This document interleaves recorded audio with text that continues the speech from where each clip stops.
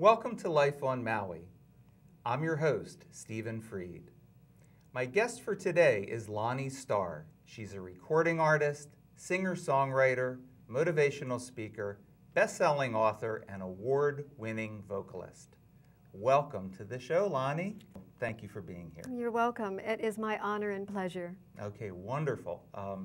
You've been a voice teacher for Grammy, Oscar, Emmy, American Idol, Broadway leads, Metropolitan Opera stars. Drop some names. Tell some stories. I'm happy to share with you. I've been very fortunate, feel very blessed and humbled by all of the amazing people I've had in my life. To name a few, John Fluker.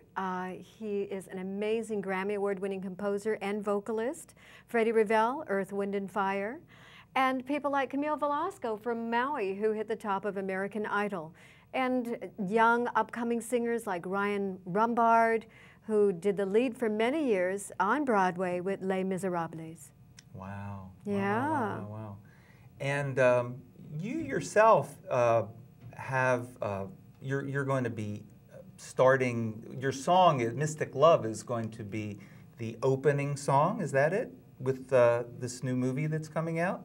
Yeah, we're very fortunate. My partner, Bruce BecVar, and I were invited to not only participate in the film with an interview, but our music was chosen to be the opening track for the film, which features people like Deepak Chopra and a lot of the same, not only celebrity characters, but also the same production people that did the award-winning film, The Secret, are involved in the project as well. And it's called Wake Up and Live, and Wayne Dyer's involved as well? And Wayne Dyer's involved in the project as well. Yeah, speak a little more about the project. Basically, everyone that's involved with it looks at their particular life and that aha moment that was their awakening to their vocation or their purpose, their higher calling. And we use that as a catalyst to help to spur on others and inspire them to find that moment in their life that they can turn it around and really live a life that's rich and full and meaningful, and to feel those experiences even in the most minute situations that might seem that they're completely benign.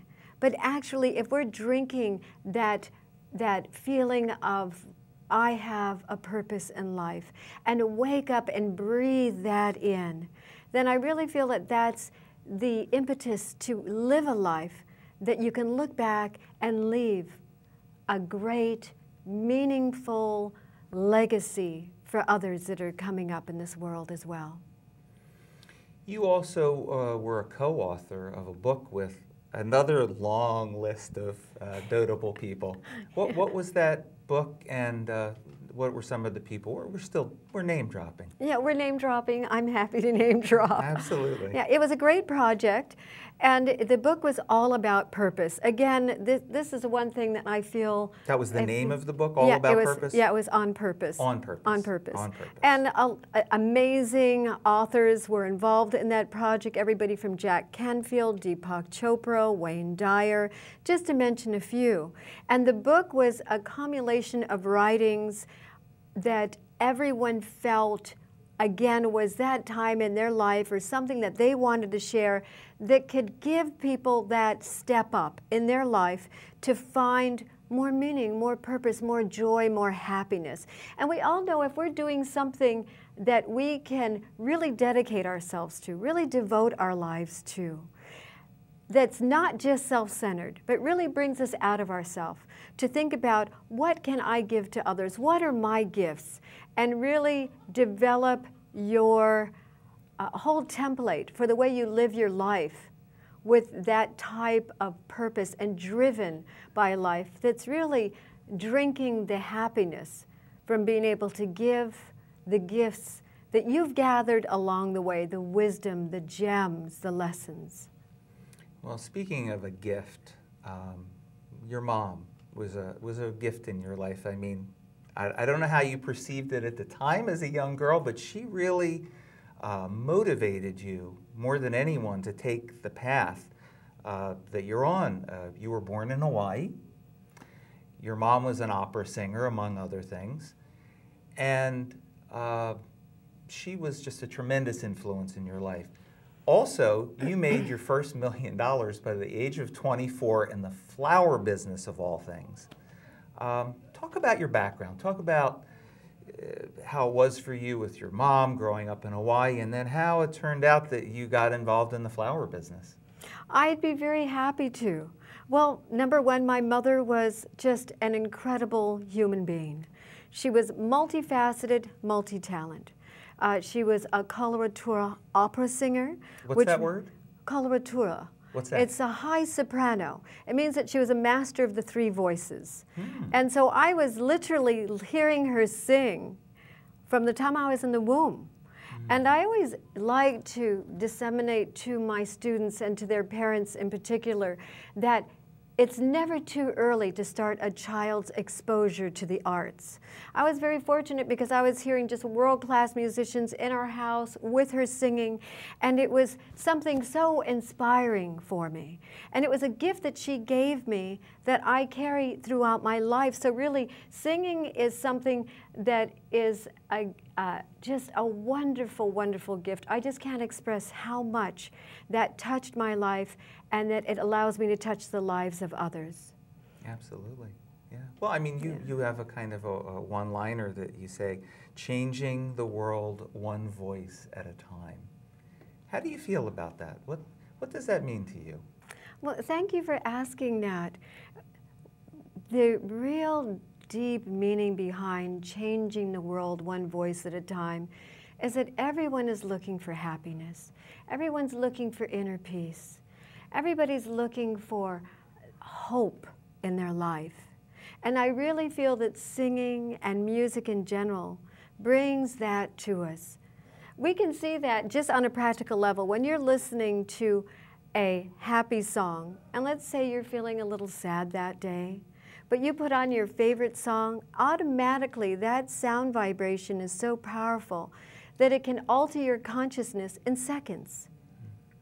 So we know that if we develop voices, and me as a vocal coach, right, if the individuals that I work with can obtain a beautiful voice that can bring people to tears and it can open their hearts, then that can change the world. And I've got some incredible young, talented singers working with me right now that start with me from age 3 and continue with me as long as they want to. But when they get to the point when their voice is just world-class, it's recording quality. We have done performances where people just go wild in the audience listening to these young voices. There's particularly a young woman you were mentioning. Yeah, I do have several of them actually, and I'm hoping that we can infuse some clips of them singing in this series that we're doing. One, she's about 9 years old. Her name is Michaela Ishimini, and she's one of these souls that comes into the world that she just knew that she wanted to be a singer.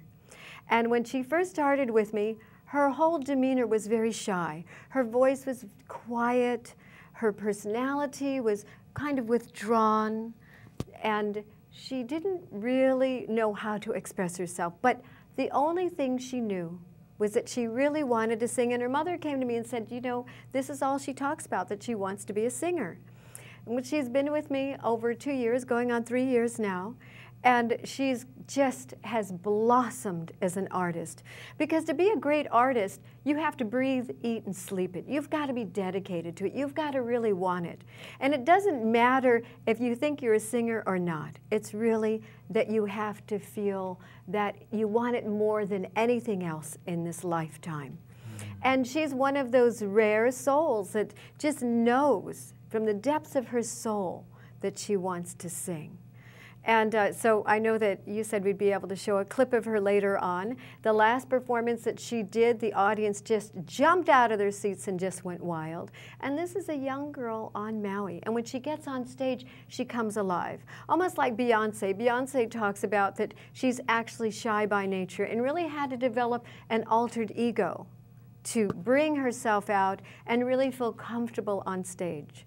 And I find that that's something that I like to refer to as a point of reference for my singers, that develop that altered ego so that you can have the confidence that you need to really shine when you sing and really express yourself as an artist.